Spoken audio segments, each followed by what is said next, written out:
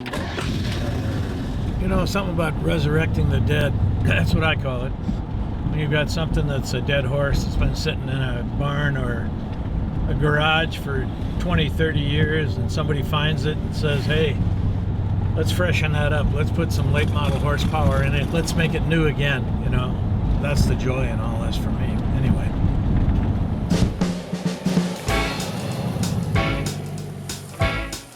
Paint. There are so many ways to build it. It is the most important thing, I think. It's what draws people to the car.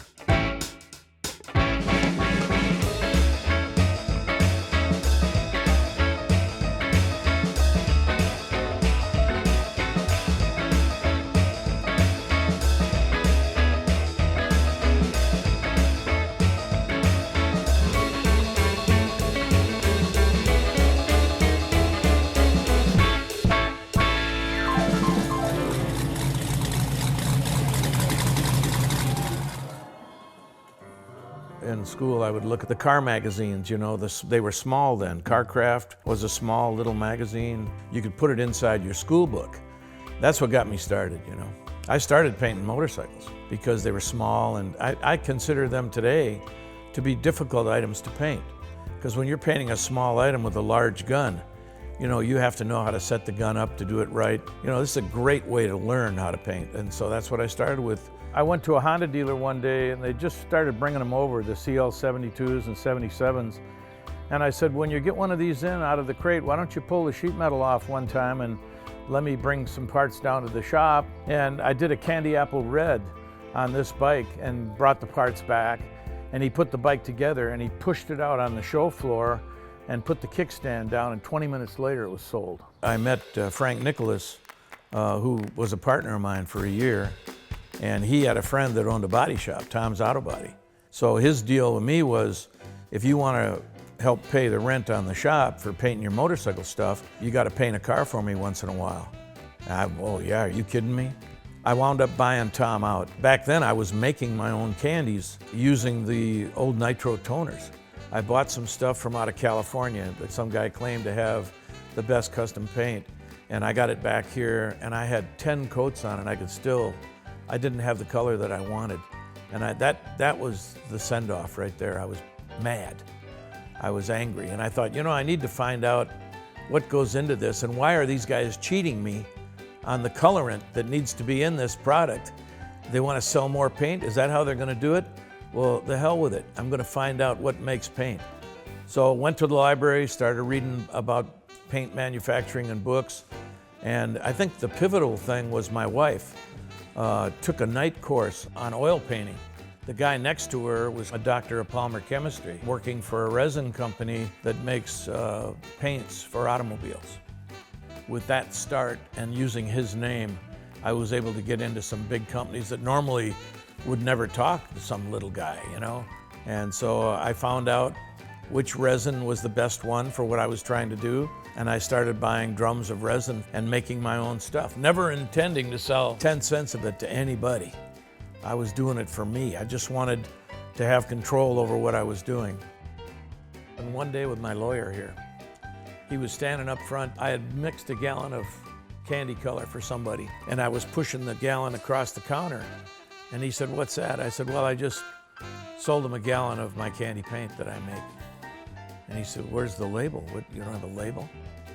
"No, you have to have the warnings on here and stuff." He said, "If you're gonna manufacture," and I like the sound of that, "if you're gonna be a manufacturer," never entered my mind. I thought, you know, I am doing something unique here. And so we developed the first label. So that was when I started thinking about really getting serious about this. You know, there's some arguments of how that all started. I thought, well, we got a lot of paint on the shelves. It's like our little place is nothing but color, so it's the House of Kolor. And then I changed it to K on the color just because of my last name, Kosmoski. And I got permission to do that from George Barris. He invited me in the shop and just said, I mean, I was just a kid, you know, he was really friendly. He said, just walk around, help yourself, you know. They caught me in the paint room and told me to get out of there. They didn't want me in the paint room. I started going to the car shows with the stuff that I had painted, and I started winning all these best paint awards. I mean, I was taking them from everybody because of the quality of the color. You walk into a show at one point in time, and you could point at the cars that had House of Kolor on them because they stood out that much. I think it was 1980 when I closed the body shop and realized that the tail had started to wag the dog. You know, we always thought that the tail was the paint business. We're just never going to get that big with it. It turned out to dominate. It was hard to pay the bills. We had to get a line of credit.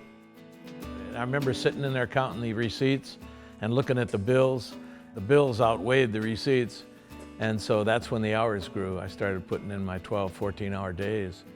I did that for 14 years. I told Patty I'll be home on Saturday at 5 o'clock to have dinner with the family.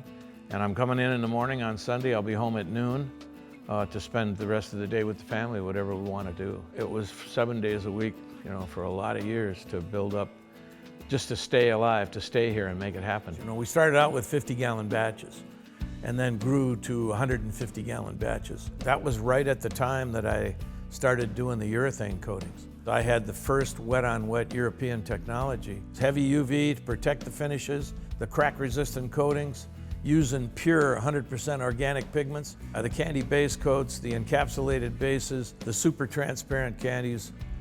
Yeah, they all came from me. That was an exciting time because this company grew so fast we couldn't keep up. I was starting to get distribution in the warehouses in California, and it started selling off the shelf. And we were really doing well. I mean, things were really starting to jump. We'd be sitting there taking orders all day long, and then he'd come back and he'd go, wow, you know. I didn't know how to say it then, that this is the best. You're not buying anything else like this anywhere else.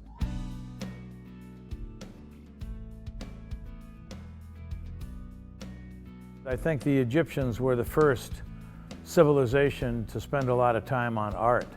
And so they always interested me, the Egyptians. And so I would buy manuals and read stuff about the findings at King Tut's tomb and all that. And when they unwrapped him, the closest thing to his chest was a scarab beetle. And I thought, why was that so important to him that it was the closest thing to his body before they wrapped him? They would watch the beetle scurry along the sand with food and dig a hole and go down in the ground.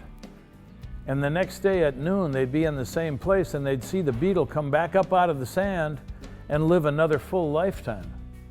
So it was considered the sign of everlasting life. I thought, this is the perfect logo for my company.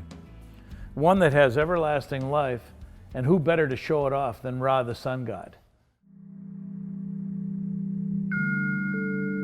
The city of Minneapolis, they were going to start fining me $10,000 a month because I was over the city's VOC limits. I bought a building down here, and that was going to be the new House of Kolor. I mean, we were set up to expand, and then the city said, we do not want you there. I don't care that you've bought the building. We want the building to have a Walgreens store on it. I said, my business grew. When was I supposed to come to you and tell you I was over 500 gallons? Nobody ever told me that.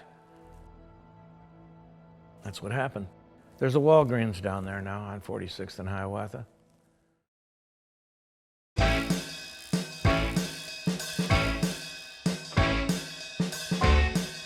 Valspar had come to me and asked me if I could help them with their clear. They were having trouble with their automotive clear. I'm developing new colors, which is the exciting part for me.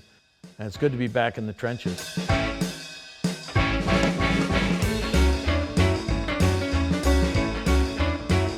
Trying to promote, going to all the shows, going to the little car shows and picking out our customers one at a time and working with them, you know, spending time with the customer. That's the key thing, you know. Large companies are trying to figure out what does it take to keep your customer. Well, you have to treat them with respect and be there to help them to make sure the job turns out well. And obviously give them the best products that you can make. That's what we've always done. I look at it like it's all common sense. But common sense is so rare, it should be called uncommon sense. I'm a perfectionist to an extent, but I know it doesn't exist, but you can get very, very close. I look at things like how I can change them, how I can make them better, and a bit of a futurist.